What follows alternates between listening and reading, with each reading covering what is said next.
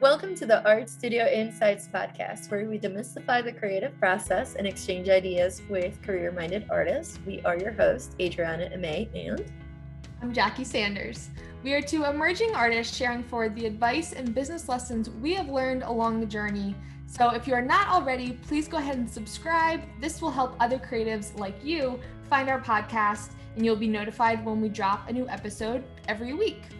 So on this week's episode, we're going to be talking about time blocking. But first, Adriana, what have you been up to? Well, so time blocking, and we'll definitely go into more details here in a minute about what it means and kind of like how we handle it. Yeah, I've had to move some blocks around, essentially. Your time block hasn't gone as the normal flow this week? Nope. I've had one of those weeks where you're like, okay, my intention is Monday, Tuesday, Wednesday, and you kind of go down the line. And it does happen to me often. Sundays is supposed to be my full rest day, and then I have two flexible half days that I move throughout the week, and it all just went topsy-turvy, which is totally fine. But for example, I ended up taking off Tuesday off, even though because I didn't do Sunday. And then I was like, I'm tired. I need to take the time off and take care of errands and different things. Yeah, it's been one of those weeks. However, being aware of what your time blocks are and how you are trading them or just transitioning or moving them around, that has definitely been super helpful, so you don't feel like you're just drifting throughout your week, and then you get to the end of your week and you're like, did I even do anything, or what happened? Or Right. anyways, we're definitely going to go into more detail, but I will just say for now, yeah, my week, it's been a little less traditional. Yeah. Mm-hmm. It's little been off a little schedule. crazy. It's been a little crazy. It's yeah, we'll Yeah. get there. I could How about you? I could definitely relate to that. So as we will discuss later in today's episode, I am a very type A structure person. And so having the idea of time blocking my time and to-do list has been super helpful for both of our creative practices. But this week I did have to shift a few of those around. So like Monday night, I have found is normally my painting night, but I ended up hanging out with a friend that night instead. My volleyball league is in between seasons, so that gives me some extra flexibility. But really realizing that is okay as long as I know, okay, I am choosing, let's say, to have more family time X weekend. I might not have as much studio time as I would like, but I'm choosing that. And as long as things are an active choice, then for at least for me, Adriana, I feel like that's all that matters. As long as you're actively choosing whatever your priorities are, then that's what time blocking is all about. Yeah, and you never want to be so rigid because, well, I mean, you can set all the plans that you want and life's going to get in the way in some way, shape, or another, or you're just not feeling well and there's something you have to move out of what you planned or shift around. And that's okay. I mean, that's part of why, we like to discuss this is just how to structure it in such a way that and you can make a plan and intend to follow it, but also not be so rigid, right? Like that's one of the biggest lessons, because if you are, you're just gonna bang your head against the wall. Right, exactly. And that's a lot of what we talk about on today's episode. So we will go ahead and just dive right in about the importance of time blocking your time as a creative in order to get everything that you want to accomplish done, but also enjoying the process and how you can make a system that works for you.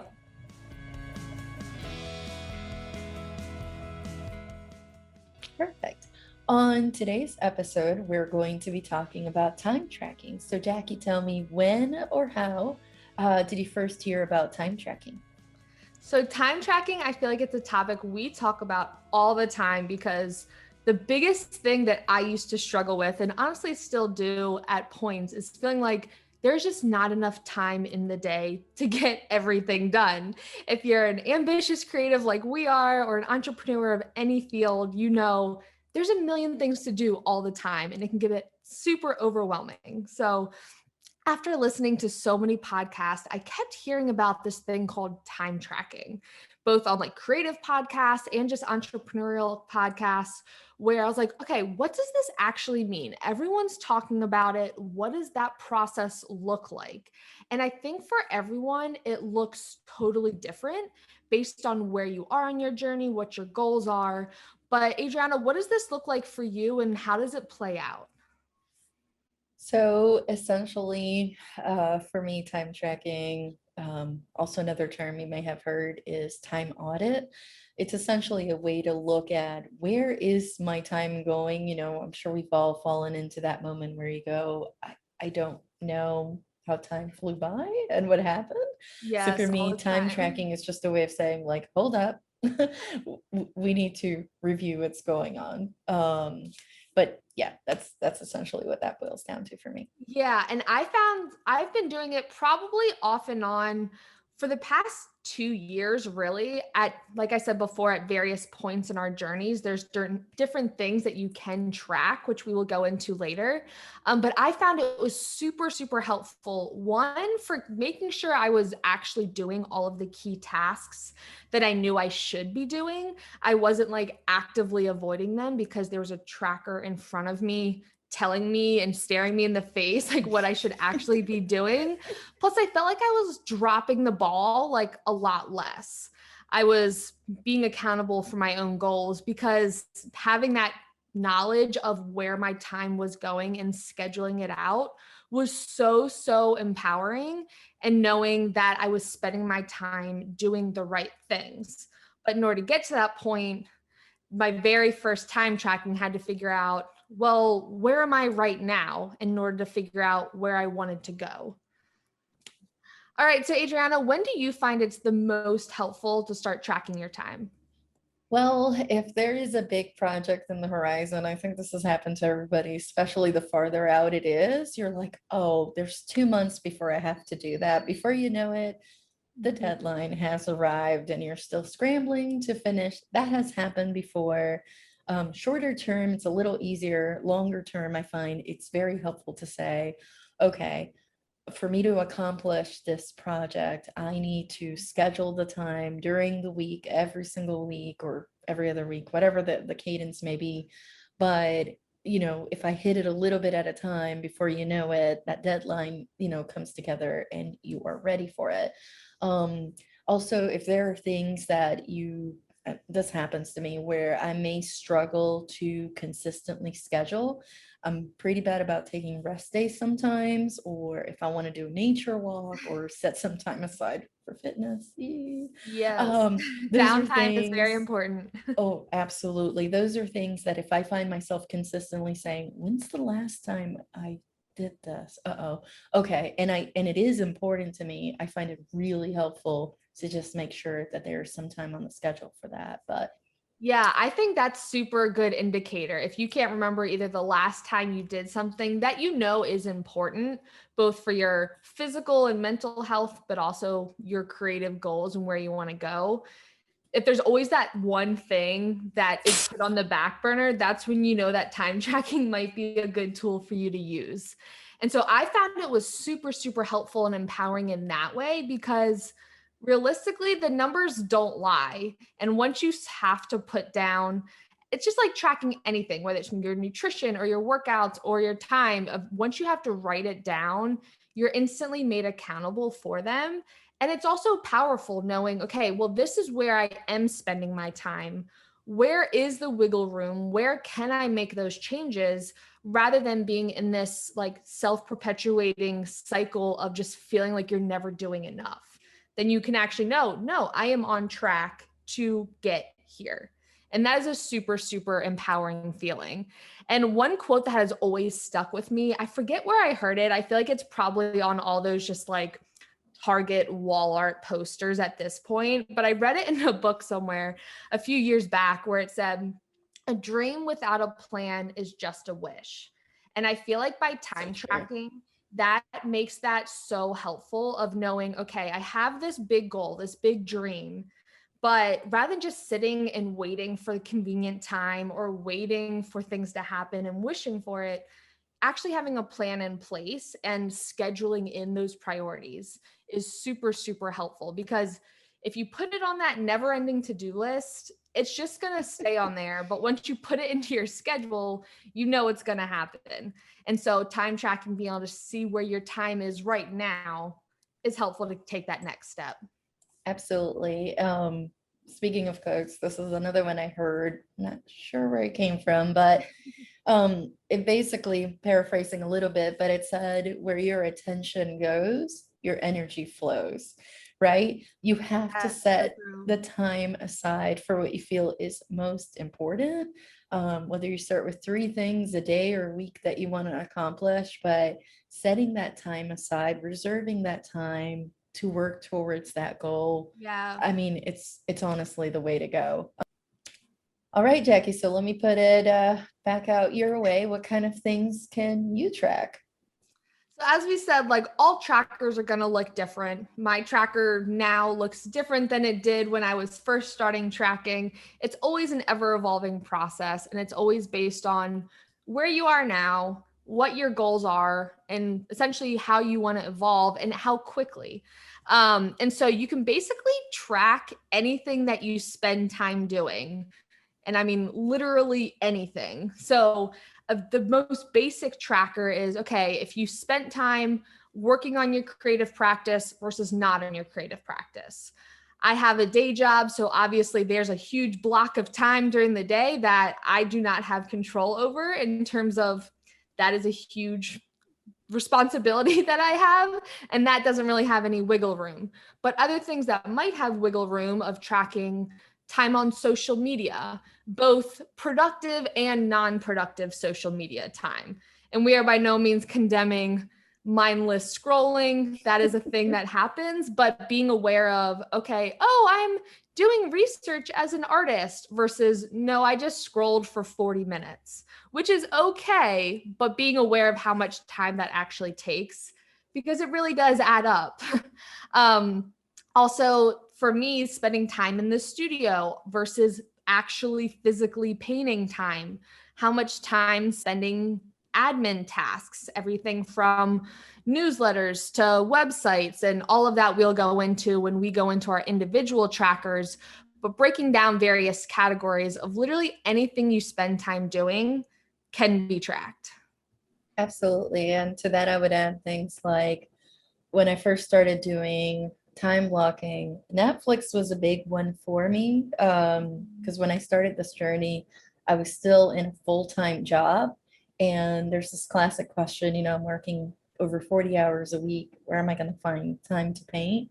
And it turns out one of the big ones for me was how much Netflix I was watching. So what I started doing was, one less episode meant more painting time during the day. So that's to me a big one. Again, not condemning. I mean, I am all up for some binge watching, but if one of your goals is to add more time to your painting practice, that's definitely an easy one where you can cut back a little bit at least, right? No big sacrifices. We're not asking for that, but that is an area to look at. Also, some of the other things, to track are, say, if you want to go on art dates, whether you're solo or with other artists, where you would go into museums, galleries, open studios, that's something you can definitely track and set a time aside for mental and physical health, rest days, nature, fitness, whichever one of those may come up, where you just find, am I spending enough time with it, or am I not spending or too much time in it? Who knows? Maybe it's the opposite, and time blocking. That's a good way to kind of look and audit it. And then in terms of, once you decide, okay, here's some of the things you want to track, then perhaps, say, on a monthly basis or more frequently, depending on your situation, you want to write down on paper all these different things, that we're talking about: social media time, Netflix time, whatever it is. Figure out what you want to track.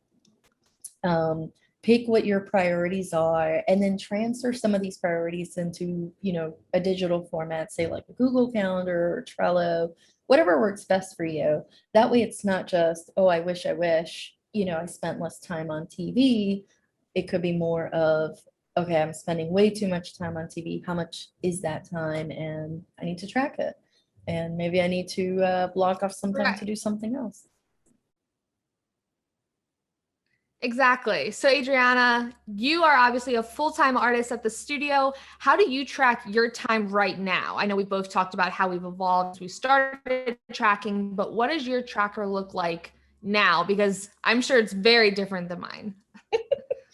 It is. I will say my default is painting and creating. So admin tasks like updating the website and social media was something that was being put off quite a bit. Um, Also, I was finding that I was overworking. I mean, I can work every day. Honestly, I can paint every day. And not That's something we finding, have in common. yeah, we do. And I was just finding like I'm just so tired. I need to actually set time aside to rest and not go And to the sometimes you studio and yeah, and sometimes you don't realize that until like someone else mentions it to you. or your Both from body both tells you. ends. Yeah, whether if you're working way too much and your body or someone else is like, when was the last time you just relaxed? And you're like, oh, well, I had a break like 18 days ago. That was fine. Or That's the that's opposite. actually happened. Or the other side where like you haven't been doing the things that actually fill you up with energy and are making steps towards your goals, and then you feel lethargic because you haven't made any progress, and so that also can be what's draining you too.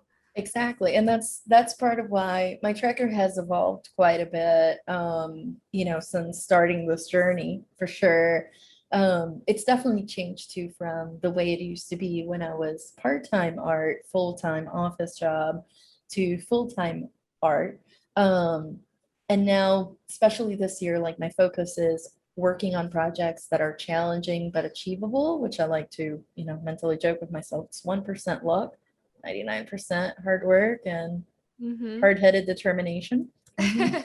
Um, but it's definitely evolved, and what I also found was what I was estimating I was taking for rest days or painting time or admin time was way off. So the way I track now is essentially not to say, oh, you should do it this way or that way. It's more of, no, where am I right now? And depending what kind of projects I want to work on, how do I want to adjust it? Yeah. So some of the main things that I track on mine, and I try to make it relatively simple. I do track the content that I create and where I post it. So Um, digital content. yeah, digital content. So it's relatively simple, just check marks. Did I do it today? Did I not? That is totally fine. Again, it's not like a judgment thing. Did I work on my blog, on my newsletter? Did I do website inventory? That's another one I check for. And then Mm-hmm. the ones that I do on, instead of a check mark, it's more of a tally situation. I do that for my studio time, which includes, prepping for painting and the aftermath, et cetera. But it's all tasks that tie into the act of painting, if you will. Yeah. Um, I do track my admin time and I do aggregate in my admin time. It does include social media time, or if I am applying to an exhibition, I do put all those together, essentially things that still have to do with the art business, but are not related to the act of art making, if you will. And Mhm. then, because I found I'm a repeat offender on this one, I do track my rest days. So I either mark half days or full days, but I definitely track those. So those are Um, like three main categories that you track is studio hours, business admin hours, and then rest days, as yeah, well as just like a checklist of where you post things online on various and days. things related to my website. Yep. Okay, cool. Absolutely. And then what this has actually shown me is, well, number one, that my default is painting. So I thought I spent more time on admin. No, I don't. I definitely lean very heavily towards painting time, which is And fine. I mean, it is my job. isn't that Um, so funny? I would love to touch on that more because we always make assumptions of being like, oh, yeah, I definitely spend time doing that. And we assume it's more time than we actually spend on it. And you're like, oh, I actually don't do that as much as I thought. And I found that true with my tracker of like everything of, oh yeah, like I definitely did that today. And it was like 10 minutes versus, okay, I should probably be spending more time on that. Okay, so when you're tracking the time, what information do you take out of tracking? Because I feel like there's one thing to create a tracker and start tracking your time, but what do you do with that information? And what have you learned about yourself through it? Absolutely. So I've learned, like I mentioned earlier, that my default is painting. But I've learned through this process, if I list out what all the different responsibilities are, that means that in between paintings, I can look at the list and say, what can I knock out now? What do I actually have to formally block off time for instead of letting it all accumulate and overwhelm?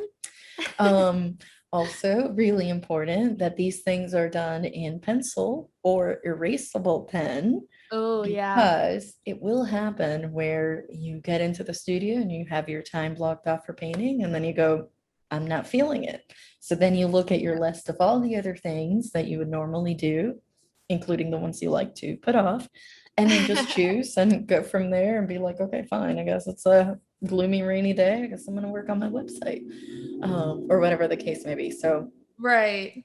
um, for those purposes, I did work into creating kind of a loose timetable of what my week would look like.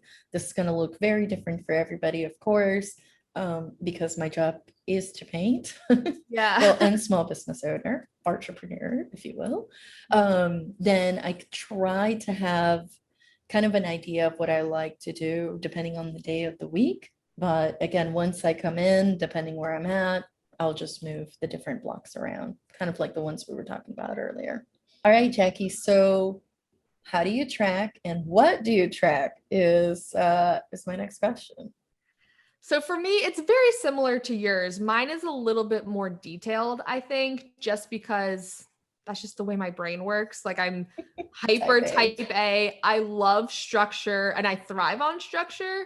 Um, which I think lends itself well because I do have a day job. I have that big chunk during the day where my time is someone else's, honestly. So trying to be very strategic with my time and then also reflects on what I track. So very similar though. There's three main things that I focus on. So it's studio hours, admin hours, and marketing. I do split up admin and marketing just because I feel like those are very different for me mentally of things that marketing is what I'm putting out and admin are behind the scenes that no one really knows about, which I'm sure we'll talk about on other episodes, all those not glamorous behind the scenes things that artists have to do. So within those three categories, I do track subcategories, which I won't go into today. We would be here all day. But for example, under studio hours, I do track things like painting time, or if I'm just in the studio organizing, but I'm not really creating, those kinds of things. Or admin might be, yeah, website, filling out proposals, just like you were saying, doing product development. Having those subcategories is helpful for me in the way my brain works because I just like knowing where all my time is going. So, No judgment. You are yeah. fine. Okay, so question for you, Jackie. So you spend this time tracking, going into the nitty-gritty detail. Once you're in the studio, you even break it down into subcategories. Tell me all the things. What has this taught you? What has time blocking taught you? So much. I thought I was very structured and intentional with my time. And just like you were saying earlier, with like, you assume things are going to take, oh, I definitely spent a good amount of time doing it. And you actually just spent 10 minutes. Or the opposite, where you're like, I really don't spend that much time doing admin. And then I spend like 5 hours and I'm like, okay, I shouldn't really be spending 5 hours doing admin work. And I've only painted for 20 minutes this week. I really saw those imbalances in time. And so it was super helpful for me because I do have a day job. And so it does force me to be a little bit more strategic with my time. But through this exercise, it completely squashed that self-limiting belief that I didn't even realize I had of limiting where I could set my goals because I had a day job. I feel like there's sometimes conversations, at least in my own head, where it's, oh, well, I can't actually do that level because I have a day job, or I can't spend this much time because I have a day job. And using that as such a crutch and realistically just an excuse for not getting things done. And this completely taught me the opposite, that you can get so much done when you are purposeful with your time. And so I really had to block off, okay, what am I doing before work? What am I doing after work? And being purposeful with that. So let's say in the morning, I did start waking up a little bit earlier and just having that alone me time. Health and fitness is a huge priority for me and my creative practice. So that's something I prioritize every morning. And then in the evenings, having very similar to you, Adriana, but a little bit more structured of, okay, what am I going to be accountable for each night? So everything from, okay, this is a social night, this is an admin marketing night, this is a painting night. So like, for example, studio nights, I say, okay, it's a studio night, but you can only paint when you're there. No admin tasks, nothing. And those I found have worked best for me on Mondays and Thursdays. Yes, they do change. If I am really feeling a painting and it gets higher priority than an admin night because there's not really anything behind the scenes that's super high priority, I might say, I'm just flowing with this painting. This is where my focus needs to be. Great. But I'm at least accountable for that decision and consciously choosing to shift that time rather than just not knowing where the day went or the week went or the month went and all of a sudden feeling out of control. So it gave me a lot of control and agency over where I was spending my time. Yeah, and as we discuss the subject, can you tell our listeners from your perspective, when do you think people should start tracking their time? I think the best time to start would have been like 5 years ago or a year ago. But if you didn't start then, starting right now. And like we touched on earlier, like it's always going to be evolving. I feel like that is a good sign is if you kind of like grow out of your tracker because it's all right, you're getting very consistent. Maybe you should start tracking something else. It's always going to be a trial and error of, wow, I really don't need to prioritize this thing.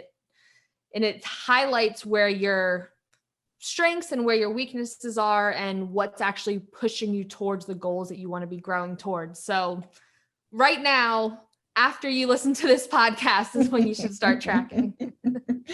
Yeah, and I would add to that, I mean, it can seem a little overwhelming at first. So I would say whatever works for you best. If you're more of a morning person or an evening person, I find that after everyone's asleep and it's absolutely quiet and it's just you, just sit down, write down a list of all the things, you may want to track, and know that, yeah, this is an ever evolving process and your priorities are going to shift. The things you want to track are going to shift, and give yourself some grace. It's okay if you find it's 16 hours of Netflix a week. Well, it is what it is. Just make a conscious, informed decision of how to move forward from that if you want to. But exactly. Yeah, I think that's all we've got for now, and we will catch you on the next episode. Bye. See ya. All right, that's a wrap on today's conversation, and we hope you enjoyed this episode. Both of our blogs will be linked in the show notes where you can find full episode notes, resources, and links for every podcast episode. If you want to stay connected with us in between episodes and share what you have learned, you can follow us on social media. I'm Amay Art across all platforms. And I'm J Sanders Studio across all platforms. Thank you so much for listening, and we'll talk to you next week.